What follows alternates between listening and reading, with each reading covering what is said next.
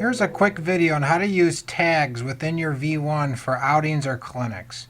So let's say I have a 50-person outing and I'm going to start the outing. So I go into all my students and you can see I have quite a few students in my list here. So if I did 50 students, the last thing I'm going to want to do is kind of look for all the students in here to do that email lesson. So a really cool thing you can do is, if I was going to add these students, let's say my first person in the outing was Michael Jones.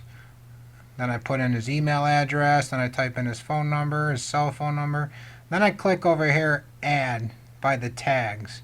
You can see I have quite a few tags already. Just edit the list, and here's where you add a new one. So I always put in the date up here. So let's say we're doing it on 6/1.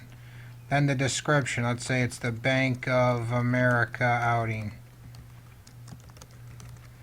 And then I click add new. So now there's your tag. So now I'm just going to hit OK, and I'm going to find that Bank of America outing and tag that student. So then I click save, and now my next student, let's say his name was Zach Jones. Then I type in his email address, his phone number, and then I add the tag Bank of America outing. I hit OK. Then I save the student. So now, let's say we had 50 people.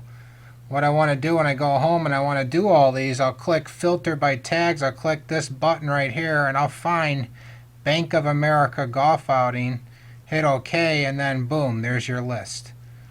So now when you go home, it saves you so much time to get all these email lessons done.